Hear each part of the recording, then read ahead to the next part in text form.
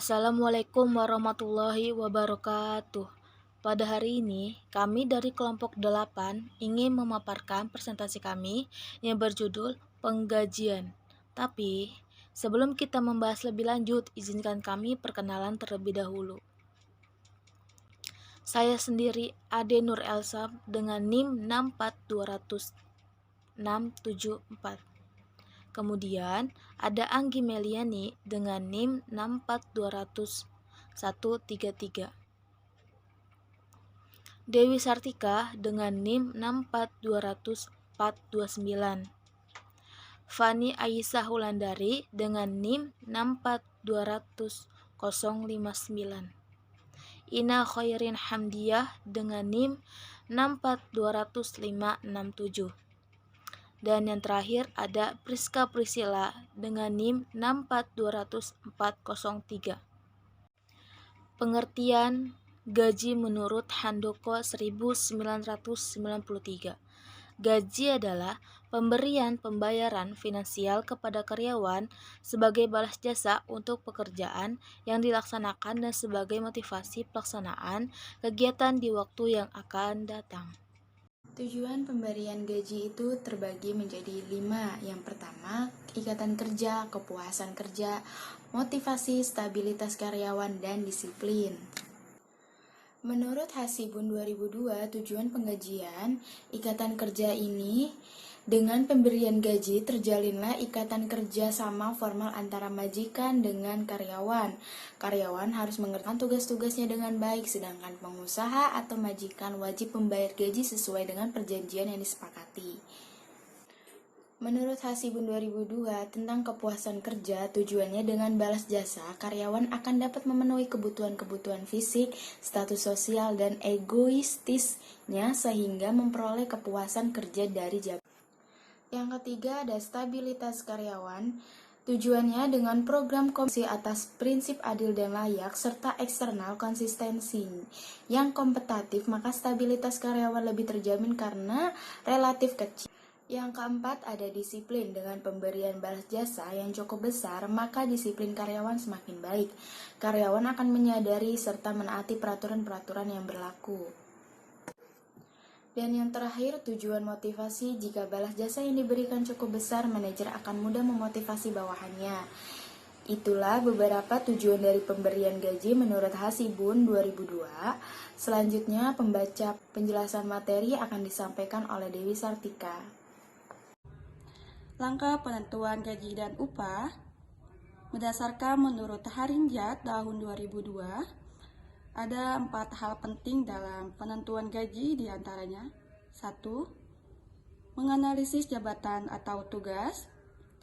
Analisis jabatan merupakan kegiatan untuk mencari informasi tentang tugas-tugas yang dilakukan dan persyaratan yang diperlakukan dalam melaksanakan tugas tersebut supaya berhasil untuk mengembangkan uraian tugas, spesifikasi tugas, dan standar untuk kerja.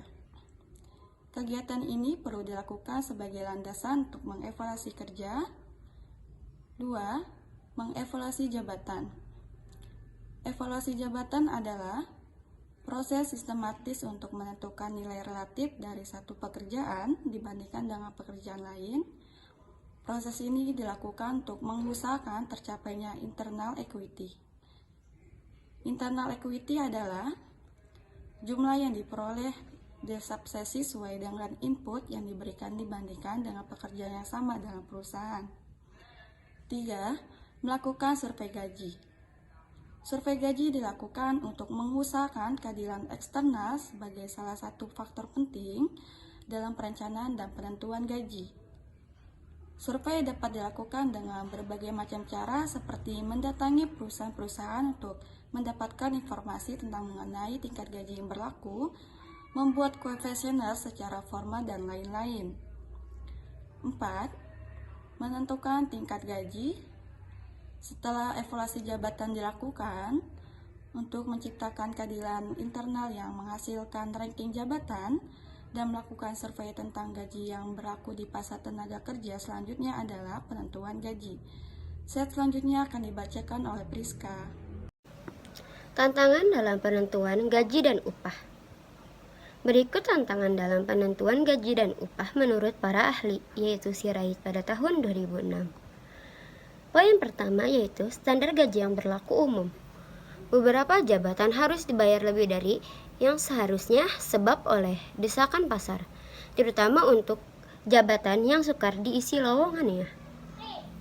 Poin kedua yaitu kekuatan serikat buruh. Serikat buruh dapat menggunakan kekuatannya untuk memperoleh gaji yang sesuai dengan relatif jabatannya. Yang ketiga yaitu produktivitas. Perusahaan harus memperoleh laba agar bisa tetap hidup. Sebaliknya juga pegawai tidak akan digaji lebih daripada kontribusi yang diberikan kepada perusahaan. Digaji sesuai dengan produktivitas mereka. Yang keempat yaitu kebijakan gaji dan upah. Beberapa perusahaan memiliki kebijakan yang menyebabkan mereka harus mengadakan penyesuaian terhadap gaji yang telah ditetapkan. Kebijakan yang umum yaitu memberikan kenaikan gaji yang sama kepada pegawai yang tergabung dengan serikat kerja dan pegawai yang tidak bergabung dengan serikat kerja. Yang kelima yaitu peraturan pemerintah. Pemerintah turut campur dalam penentuan beberapa kebijakan yang berkaitan dengan tenaga kerja, seperti penentuan upah minimum regional, upah lembur, pembatasan usia kerja 15 tahun sampai dengan 65 tahun, dan pembatasan jam kerja maksimal 40 jam per minggu. Yang keenam yaitu nilai yang sebanding dengan pembayaran yang sama. Masalah penting dalam manajemen kompensasi dengan kesempatan yang sama adalah comparable worth, nilai yang sebanding. Setiap jabatan mempunyai nilai yang sama bagi organisasi harus dibayar sama. Selanjutnya akan dijelaskan oleh teman saya Inna Khairin Hamdiyah. Untuk slide selanjutnya, di sini ada komponen gaji dan upah yang terbagi menjadi 3 kategori. Untuk poin pertama, di sini ada upah pokok atau gaji yang merupakan suatu imbalan dasar para pekerja yang didasarkan sesuai dengan kesepakatan dan peraturan pada perundang-undang. Untuk poin kedua, di sini ada tunjangan tetap yang merupakan komponen gaji yang dibayarkan secara tetap dan secara teratur pada setiap bulannya. Untuk poin ketiga, di sini ada tunjangan tidak tetap yang merupakan komponen gaji yang dibayarkan secara tidak tetap yang besarnya didasarkan pada jumlah keterangan atau kehadiran para karyawan. Untuk slide selanjutnya akan dibacakan oleh Fani. Berikut adalah kesimpulan dari materi yang telah kami paparkan. Gaji adalah suatu bentuk balas jasa atau penghargaan yang diberikan secara teratur kepada karyawan atas jasa dan hasil kerjanya. Gaji juga sering disebut dengan upah, di mana keduanya merupakan suatu bentuk kompensasi, yakni imbalan jasa yang diberikan secara teratur atas prestasi kerja yang diberikan kepada seorang pegawai. Demikian pemaparan materi penggajian oleh kelompok kami. Kami mohon maaf sebesar-besarnya apabila ada kata-kata maupun tindakan yang kurang berkenan di hati teman-teman sekalian.